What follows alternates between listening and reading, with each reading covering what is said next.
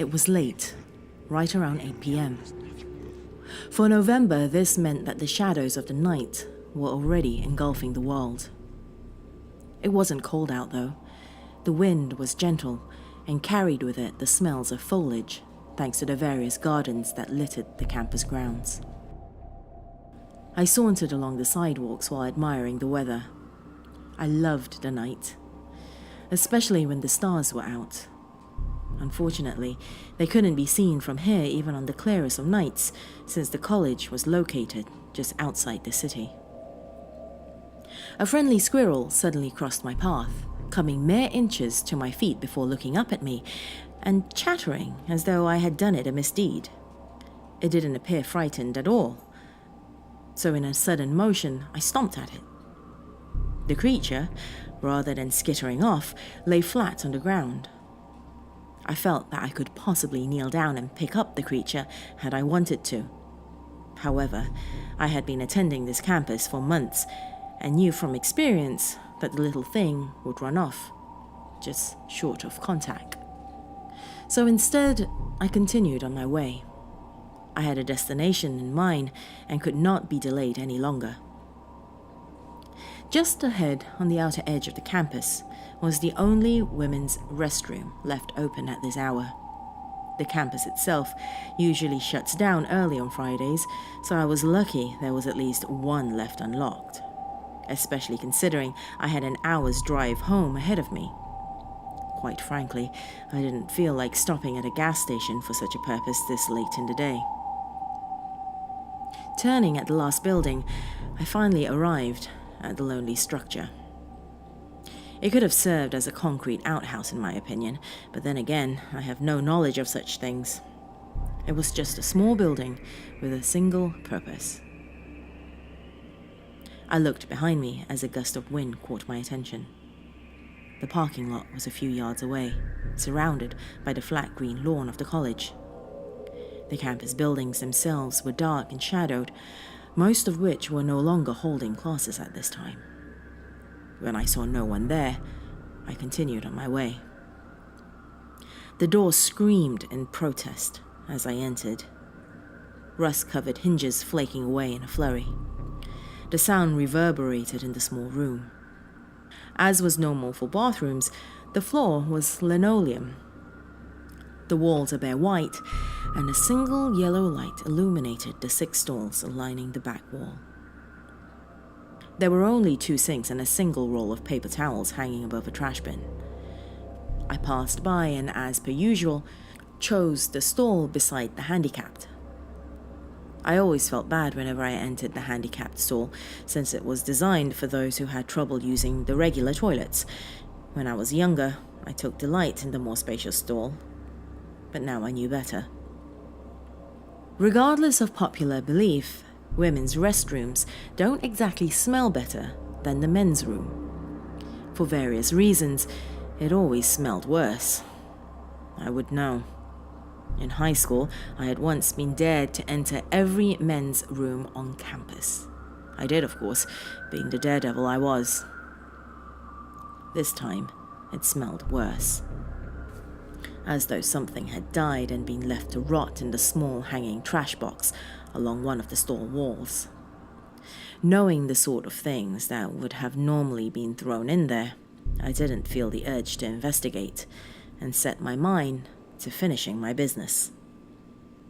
It wasn't until I was finished that I heard it. A slight gasping sound, as though someone with asthma was in the stall beside me. Not having heard anyone enter the restroom, I did the immature thing and looked. I leaned forward and tilted my head until I could see under the wall to my left, allowing me to peer into the 4 stalls beside mine. At first, I didn't see anything. They were all empty. So I figured the sound was probably coming from the handicapped stall beside me.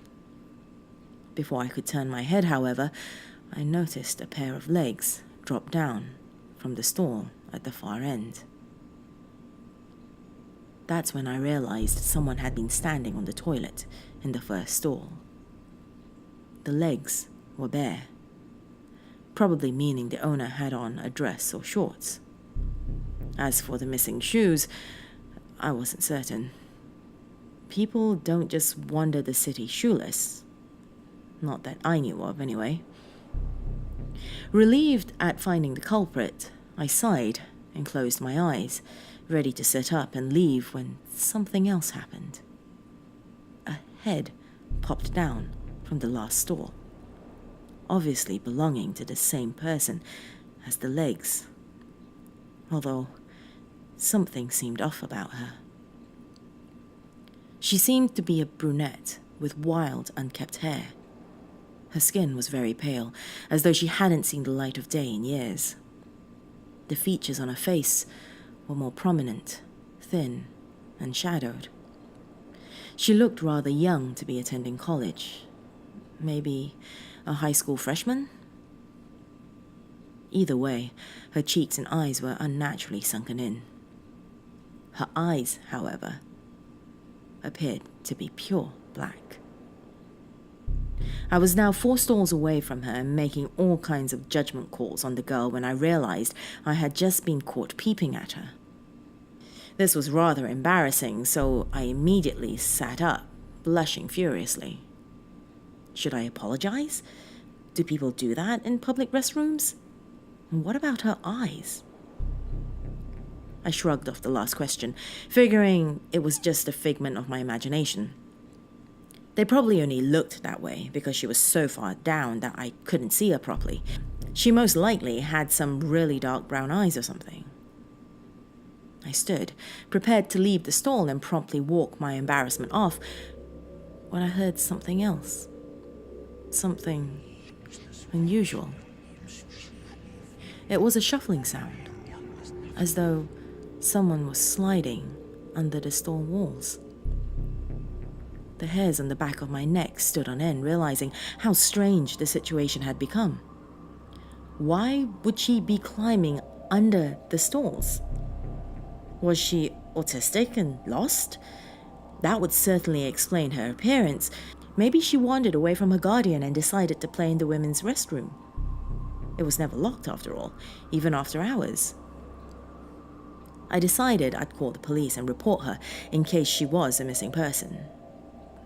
I also didn't want to scare her off, since she looked sickly and the poor thing was probably starving.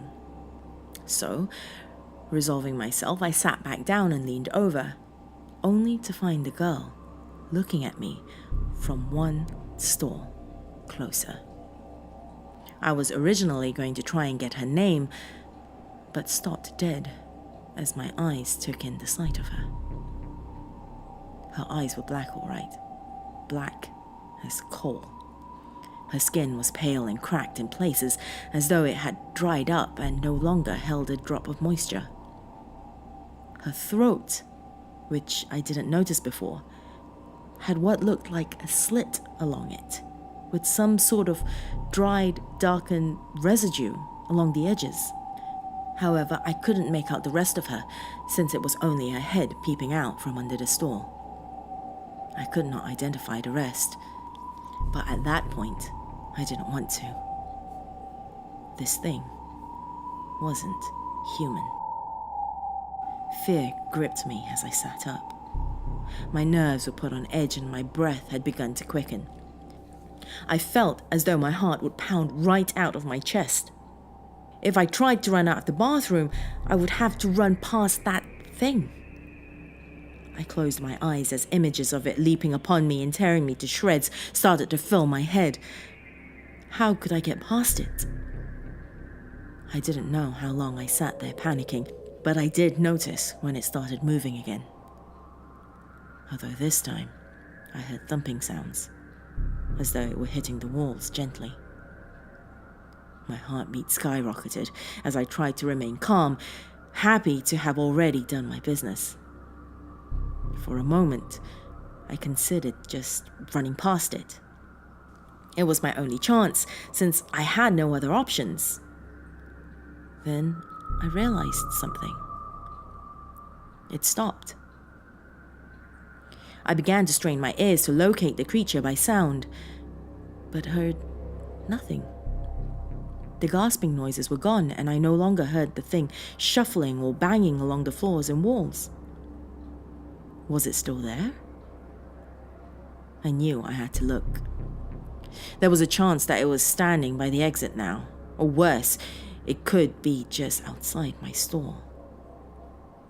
I had to make my mind up quickly as I contemplated the possibilities. Eventually, I manned up and took one last look under the stalls. I glanced to the left to find the thing missing. So, having unconsciously held my breath, I glanced towards the exit. Nothing. A wave of relief washed over me in time for a shuffling sound to my right to catch my attention. Before I could process what it was, I whipped my head around, fearing it could be staring back at me just inches away from the stall I never bothered to inspect, only to find a pair of hiking boots. It took me a moment to register this. There was someone in the handicapped stall. When did they get there? Oh, who cared? There was someone else there with me. And although I had no idea who this other person was, in the wake of that thing, I felt at ease knowing I wasn't alone anymore. As usual, my sense of relief was short-lived once I noticed the gasping sound coming from inside my stall.